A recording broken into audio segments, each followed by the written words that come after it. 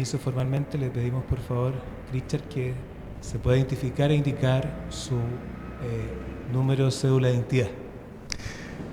14.325.211-6. ¿Su nombre? Mi nombre es Richard Marcelo González Díaz. Perfecto. Señor González tiene la palabra para que exponga en todo eso. Perfecto, Adelante. muchas gracias. Grabar, por favor. En esta exposición para el Consejo Constitucional me gustaría resaltar la importancia de utilizar definiciones claras para poder lograr un grado de adhesión y un mejor entendimiento de la norma jurídica más importante de nuestra sociedad, logrando que se aproxime a un tipo de constitución de las que llama normativa, como la define el jurista y filósofo alemán Karl Lowenstein en su clasificación ontológica,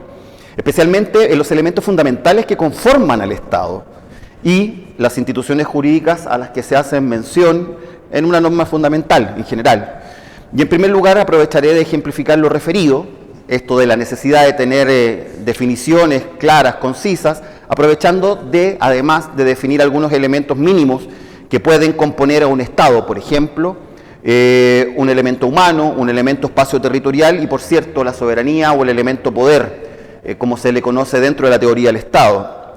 En este primer elemento, el elemento humano, me gustaría justamente señalar que importa conocer con claridad los conceptos de población, de nación y de pueblo. Así es necesario decir, por ejemplo, que la población está amparada o estaría considerada dentro de un amplio espectro de lo que señala el artículo 55 del Código Civil, que define lo que es persona, pero que en su inciso final indica y precisa divídense en chilenos y extranjeros, dando cabida justamente a la totalidad de los habitantes de nuestro país. Y eso permite dar cabida a todos los habitantes del Estado. Un segundo grupo de menor tamaño que estaría incorporado dentro de la población vendría a estar compuesto por, mencionado como la nación. Y esta es una mirada estrictamente jurídica en la Constitución vigente, en el artículo 10, donde se regula justamente quiénes son los que tienen la nacionalidad chilena en sus dos vías de acceder a la nacionalidad chilena, a este vínculo que tenemos las personas con este Estado, por la vía natural, de jus soli y jus sanguinis, o las vías más bien administrativas, que son las dos últimas de estas cuatro. Pero esta es una mirada estrictamente jurídica del concepto de nación y restringiendo la composición solamente a quienes tienen la nacionalidad chilena y desconociendo la existencia de otras naciones dentro de nuestro país, toda vez que el concepto de nación es más amplio, citando el tenor literal de lo que señala justamente la RAE, que señala, y cito textual, se trata de un conjunto de personas de un mismo origen y que generalmente hablan un mismo idioma y tienen una tradición común. Esto se señala, me parece que es la segunda o tercera acepción de la RAE. Es decir, estamos hablando, cuando nos referimos a una nación, a un grupo humano reunido en tradiciones, cosmovisión, pasados comunes. Y esto causó demasiada controversia en el proceso constituyente anterior y podría haberse evitado teniendo definiciones claras desde un comienzo, por ejemplo, de qué se trata el concepto de nación. Y luego, también lo podríamos referir en otros términos que también señala la Constitución vigente, por ejemplo, cuando señala de que la familia es el núcleo fundamental de la sociedad. Y allí nosotros podemos buscar en nuestro ordenamiento jurídico alguna definición, ya que no está la definición de familia en la Constitución, ni tampoco está en el ordenamiento jurídico, tendríamos que atendernos al tenor literal de lo que señala la RAE también, que es una familia. Pero cuando nosotros hacemos una encuesta próxima y rápida en el tiempo, vamos a entender de que las hay familias de distintas categorías, tipos, composiciones y concepciones, tantas como también puedan existir grupos humanos que quieran darse esa categorización cuando se reúnen, por razones de afinidad o también por razones sanguíneas o mezcladas. Esto causó demasiada controversia justamente en el proceso constituyente y podría haberse evitado si nosotros lo hubiésemos definido claramente. Luego, dentro de los nacionales chilenos, es decir, dentro del grupo nación, nosotros encontramos a un grupo que además de tener los derechos civiles que goza tanto la población como los nacionales, goza además de derechos políticos, y me refiero al pueblo, que encuentra amparo jurídico en el artículo 13 de la Constitución, donde se señala quiénes son los ciudadanos. Y estas definiciones que estoy entregando o aproximando no son simplemente basadas en la doctrina, sino que tienen su amparo jurídico en la legislación vigente. Y así, en una definición próxima y rápida, voy a dar por vía ejemplar algo que podríamos aproximar para definir al elemento humano dentro del Estado. La población, por una parte, podríamos decir que está compuesta por todos los habitantes de Chile, sean estos chilenos o extranjeros, amparados, como digo, sin tener que hacer ninguna modificación en el último inciso del artículo 55 del Código Civil. La nación chilena está compuesta por todos los que tienen la nacionalidad chilena y dentro de ella coexisten diferentes naciones originarias reconocidas bajo el nombre de pueblos originarios o indígenas. Aquí cito el artículo 10 de la Constitución Política de la República en relación con el artículo 5, inciso primero de la Constitución también vigente. Además, considera lo expresado en el artículo 154, número 4 de la Constitución recientemente modificada de las bases institucionales fundamentales para esta nueva propuesta de Constitución, donde señala el reconocimiento de los pueblos originarios. Es decir, está esta propuesta de definición que estoy entregando por vía ejemplar, conversa amistosamente con la propuesta de las bases del Comité de Expertos. Y finalmente el pueblo, ya hablamos de la población, la nación y ahora el pueblo, que está conformado por los ciudadanos chilenos, titulares de derechos civiles y además de derechos políticos, es decir, los derechos de sufragio, de optar a cargos de elección popular y además todos aquellos que la Constitución o la ley les confieran. Ahí tenemos algunas definiciones que podrían ayudar para que cuando nosotros hagamos, por ejemplo, clases de educación cívica, sea más fácil el entendimiento de algunas de estas instituciones que están puestas en la norma más importante de nuestro país.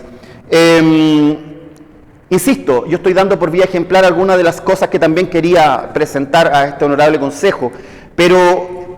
lo importante es tratar de entregar definiciones que sean amigables y que permitan un grado de adhesión de la población a las normas jurídicas porque las entienden, porque las comprenden, porque las sienten propias y no se transforman en constituciones o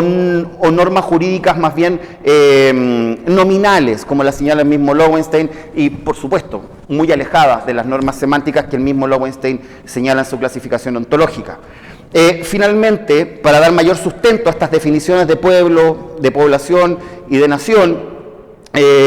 me gustaría señalar lo que señala el artículo 5 de la Constitución vigente, que señala que la soberanía reside esencialmente en la nación y que su ejercicio se realiza por el pueblo a través del plebiscito y de elecciones periódicas, entregando una posición bastante clara respecto de en qué consiste justamente los términos que anteriormente mencioné, la nación y el pueblo. Estas consideraciones ya están profundamente arraigadas en la doctrina jurídica chilena y se enseña en las escuelas de Derecho de una manera muy similar a como lo acabo de expresar, pero no tienen un correlato coherente a la hora de realizar alguna propuesta de nueva Constitución y creo que esto es vital para que nosotros, los que realizamos acciones de docencia, sobre todo en formación cívica, formación ciudadana, tengamos la posibilidad de poder hacer llegar esto de mejor manera. Creo que es muy relevante entender de que los textos jurídicos son la expresión de cómo una sociedad quiere regularse y no son textos para nosotros los abogados o para quienes estamos vinculados a temáticas jurídicas. Y eso creo que permite la posibilidad de democratizar, e insisto majaderamente, con hacer y lograr un grado de adhesión mayor no solamente de la ciudadanía, de la población en general, a las normas que nos rigen. No voy a referirme al elemento espacial territorial como elemento del Estado, sino que al tercero que más habitualmente citado la doctrina, que es el elemento poder o el elemento soberanía. Y en los mismos términos me quiero referir justamente a este elemento del Estado, citando ya habiéndose citado el artículo 5 de la Constitución, que habla propiamente tal de dónde está radicada esencialmente la soberanía. Y es que el poder supremo del Estado, o dicho por la RAE, corresponde al poder político supremo, que corresponde a un Estado independiente.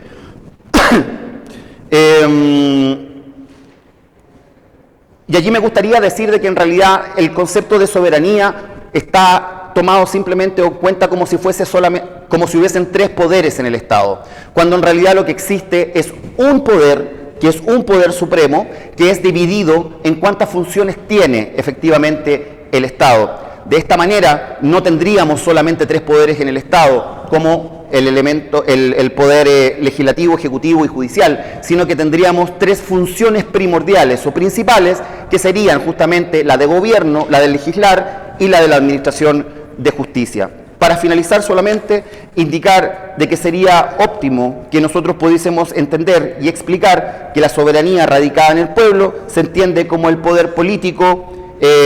supremo del Estado, y que junto con garantizar su autodeterminación impulsa cada una de las funciones que realiza para alcanzar el máximo desarrollo material y espiritual posible de sus habitantes. Finalizando, las principales funciones del Estado serían la de gobierno, legislativa y judicial, y serían complementadas por medio de las demás funciones que deban realizar los órganos autónomos que esta Constitución o proyecto establecería o establezca en el futuro. Muy bien, detener la grabación, por favor.